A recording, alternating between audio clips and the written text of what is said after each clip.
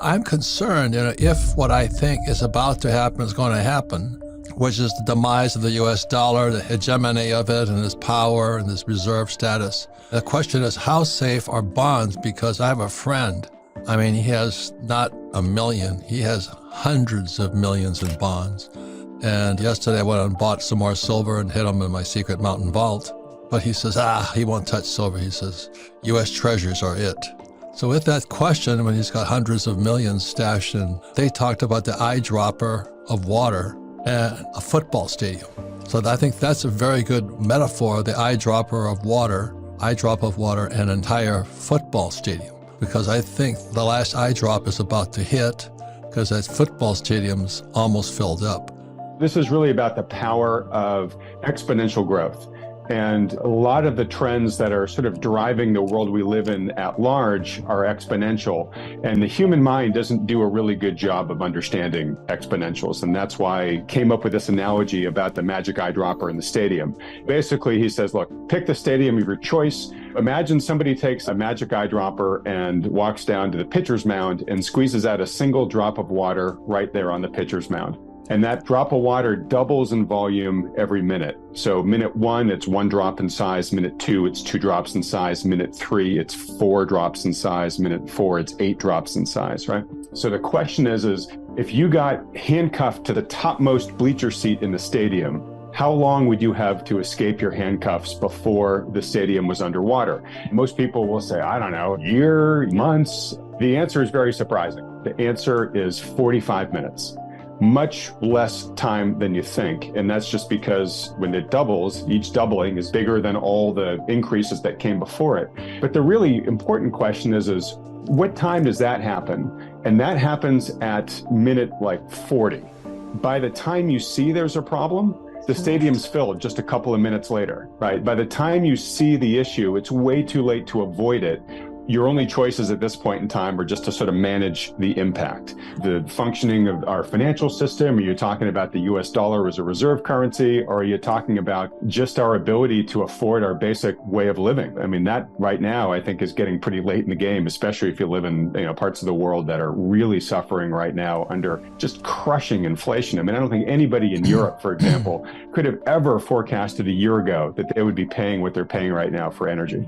Yeah. So when you look at, a lot of times in America can't see because we're a goldfish bowl. Everybody looks in, but we don't see out. I'm looking at what happened in Sri Lanka, what's happening in Brazil, what's happening in England, what's going to happen in Germany. We can't see it as Americans. I think the goldfish bowl is a great analogy too, because goldfish really have incredibly short-term memories. I'm sitting here watching all this, and so that's why I keep thinking the eyedrop theory, said, when pitcher's mound is covered and I'm sitting in the top bleacher, how much time have I got? You're right to be looking outside because collapse happens from the outside in, right? It's the weaker players that fall first. And then those are dominoes that topple over bigger dominoes. And then it all begins to progress toward the center. And yes, we live here in our fishbowl, our goldfish bowl here in the US. We do have a lot of advantages that a lot of other countries don't have. We're likely not going to be the first one to fall. We're probably likely going to be the last one. But to find out where we are in the story, we want to look out at the periphery and see how it's doing. And as you just said, Robert, the very extreme ends of the periphery are not doing well at all, right? You've got a place like Sri Lanka that's gone into full collapse. Right? Yeah. I don't know if you saw the videos of the people storming the presidential palace.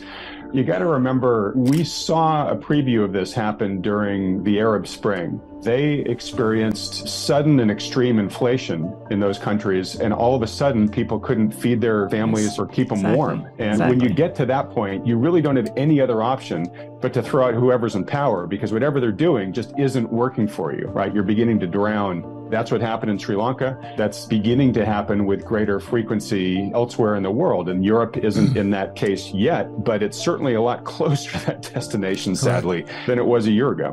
When Biden abandoned Afghanistan, the next day, Saudi Arabia went to talk to China and Russia.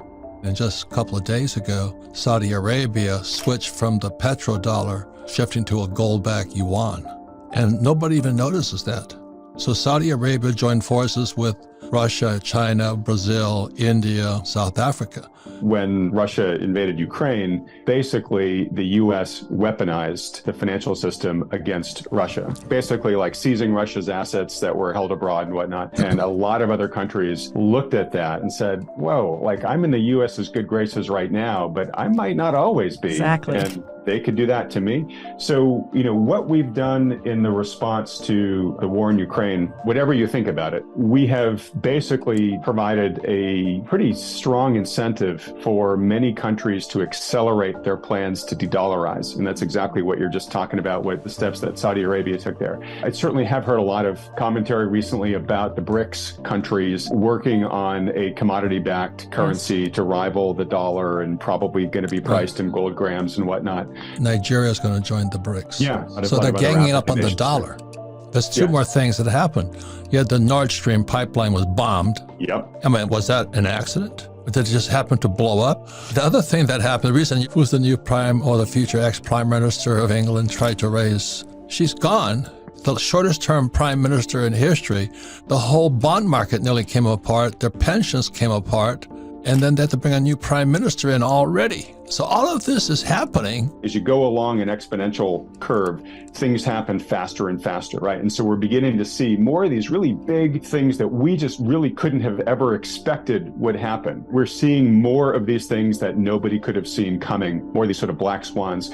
And of course, the more they are and the faster they happen, the more the odds of something really systemic breaking and something really bad happening obviously increases. But a big part here is they want to destroy the hegemony of the U.S. dollar, which came in place in 1944 with Bretton Woods. The dollar became the gold standard of the world, or the reserve currency of the world. And then 1971, Nixon took us off the gold standard, and we went from being a capitalist state to a credit state.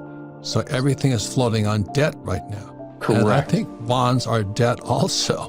I think they're going to torpedo the U.S. Treasury, and that's what we called, what the hell is a bond? You know what I mean? How safe is it? That was 2019. The repo market blew up again. The last time that blew up was 2008.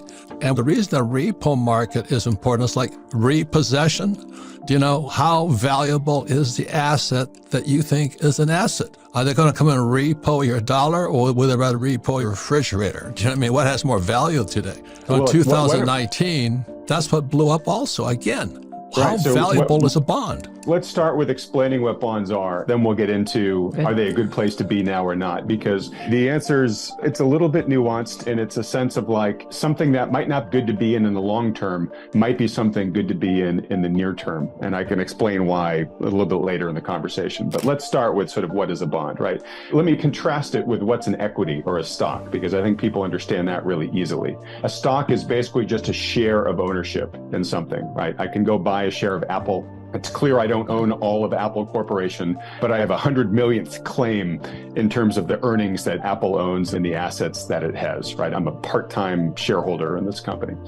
A bond is not ownership. A bond is an IOU, essentially, where you give your money to somebody and they say, okay, I'm going to pay you back, but for the risk that you're taking by giving me your money, I'm going to pay you some interest as well along the way. So it's basically just a contract, and it's just math. Bonds tend to be a little bit easier to deal with because when you're dealing with a stock, you have to take into account all sorts of things. Okay, what's the potential of this company to earn money over time? And what do I discount those earning streams back at? And what's their competition doing? And maybe they're going to take over their category, or maybe they're going to be outcompeted. Bonds, it's really just much more, okay, what's the math of this contract I've entered with you? And then you have to factor in a little bit of default risk, right? Which is, okay, what's the likelihood this person's actually going to be able to deliver on what they're telling me they're going to do? The government borrows money from you. That's a bond. Yes. From the U.S. Treasury, that is considered about the safest. And one of the reasons why it's so safe is, first, the U.S. is the biggest, most stable player out there on a relative basis, but also we have a printing press. If we really get in trouble, the Federal Reserve can basically print up the money to give to the Treasury to make sure that they pay you back. So you are going to get paid back, at least nominally, meaning if I give you $100, high likelihood you're going to give me $100 back. Now, if they had to print those $100 to pay me back, then maybe those $100 are devalued a bit by inflation. But again, the U.S. Treasury, relative basis, pretty darn safe.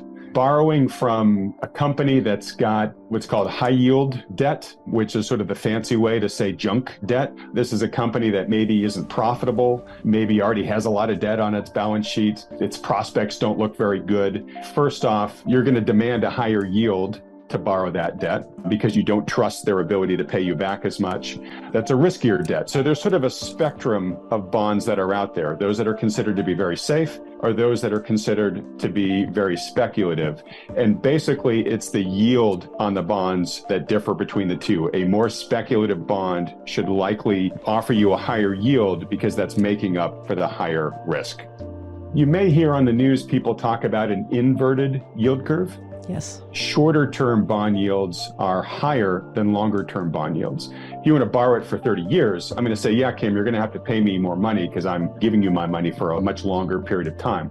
When when the bond market gets nervous about where things are headed and it thinks that something bad might happen in the relatively near term, that then pushes up those short-term interest rates. And so it's basically the bond market telling you, I think in 30 years, things are going to be back to normal. I think we're going to be okay in the long run, but I think we're going to have some rough times in the very near future. And that's why I'm going to demand a higher interest rate in the short term. Yeah, so let me give you really simple. So you have a 5-year bond, let's say, and you're getting paid 5%, whereas a long-term bond is paying 1%. That's an inversion because it should be the other way. The longer-term bond should be paying 5%, but short-term is paying 1%. That's when the higher math kills me at that point. Anyway, the shorter-term bond should be less interest, but today the shorter-term bonds are higher interest than the long-term bonds, and that's the inversion.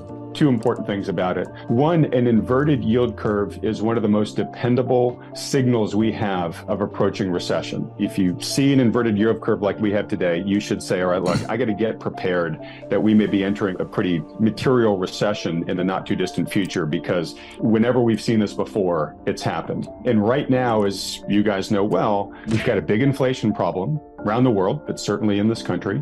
Most central banks, definitely the Fed, are hiking rates right now to get inflation under control. Now, we have an economy that has gotten extremely used to, some would say addicted to or dependent on ultra low interest rates, that the Fed brought them down to, zero at a period of time. It kept them really low, lower than they'd been in some cases in recorded history. And the system habituated to that. So now that rates are rising, they're rising pretty dramatically, and we've raised rates faster than we ever have in the data series. Let's say I gave you, Robert, a gallon of water and I told you you had a week to drink it. You'd have no problem with that, right? But let's say I just shoved it up against your face and I just forced it down your throat all at once. You might actually choke and drown, right? Same amount of water, but it's the rate of change that's the different point there, right? So we're shocking the economy right now by bringing rates up to a point where the economy is not used to rates being this high, may actually not be able to function at rates this high. And we've done it in such a fast period of time that it's literally like shocking the financial system here. So what has happened is that as interest rates kept coming down because they wanted people to borrow and stimulate the economy, our debt went this way. As interest rates came down, the Fed printed more money and our national debt owed by the taxpayers kept going this way.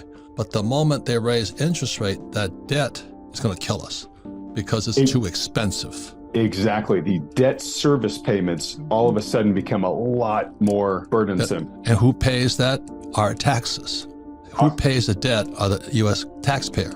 So mom and pop get screwed again because they use that cash, the low interest rates, to bail out the banks, and that we're in trouble. In 2008, same says all this is going up and down, and that's why I'm going, this is a little too tough for me because I have a simple little brain here. And do you know what? The question is, because interest rates are going up, prices of gold and silver come down because everybody wants the higher interest rates than gold and silver will pay. So this whole thing just gyrates the entire world. So that's why you're here. I make $1,000, I spend $800, I got $200 left. I take that $200 and now where can I put it? If I buy a bond, I can do that. I can buy some chewing gum with it. I can do what I want with it. But I never had any money to buy a bond anyway. When I was in elementary school, they had to buy U.S. savings bonds. I think they're 1875, And after 10 years, I got $25. It just didn't stimulate me. You know what I'm saying? 1875 to $25. And my poor dad kept saying, it's a good deal. And my rich dad says, you're being screwed, because of inflation. So I was totally messed up by the time I was 10 years old. If you had $1,000, where would you put that money? Would you put it in bonds? Would you trust it to the government? There's corporate bonds, there's private bonds, there's so many different types of bonds, muni bonds. And this whole program started because my best friend, who just sold his business for $2 billion and walked away with a lot of cash in his pocket, he's 100% in bonds. I'm going, but what happens if the dollar goes bad? You have dollar milkshake there, the eye drop thing, but if your eyedropper is filled with yen or pesos or euro, it's going to come faster than the dollar, US dollar, I'm saying. Well, absolutely. And that's why you have to worry if you live in those countries. Right. If you live in Japan, you have to be preparing for now. How much time do you have left? You've got an awful lot less time than the folks sitting in a stadium inside the US, right? And that's why I said kind of where you are really matters in the story in terms of how much time you have left. What's safe right now is a can of tuna. I got one for 20 cents the other day. And there's no counterparty risk to my can of tuna because if Safeway or Albertsons goes broke, I still own that tuna. But if I buy a share of Safeway stock and Safeway goes down or Albertsons goes down, my stock is gone too. So I think tuna fish are the safest of all investments today. To protect yourself against the abuse of currency and the rising cost of living, hard assets are, I think, one of the safest long-term assets that you can invest in right now, particularly hard assets that create an income stream, because most hard asset income streams will adjust along with inflation, right? So this can be real estate, this can be commodity producers, but to a certain extent, Robert, maybe you're saying it tongue in cheek, I don't know, but like stocking up on extra cans of tuna right now is not a bad thing given where food prices have been heading and can continue to head. Yeah, and tuna is a derivative of diesel because it takes diesel to fill the shipping fleets up. And most people don't understand the absolute essential role that energy plays in the economy because nothing happens, no economic activity happens without the energy to power it. And if you care about the pricing of things, you have to be aware of what the energy input costs are for that individual product. Most products require a lot of energy. If you want to get a tuna, well, yeah, it's a fish in the ocean. You would think no energy is involved at all, but you got to basically manufacture the boats to go out there and fish. You've got to put the diesel in for those boats. Then, in most cases, most fish that's actually sold in America and caught off American shores is actually sent to China to be processed before it comes back here and is put in the can. There's just a ton of energy, embedded energy that goes into everything. You've got to really look at your vulnerability to energy costs. And again, they've gone bonkers over this past year, given what's been going on with global supply chains, the war in Ukraine, et cetera.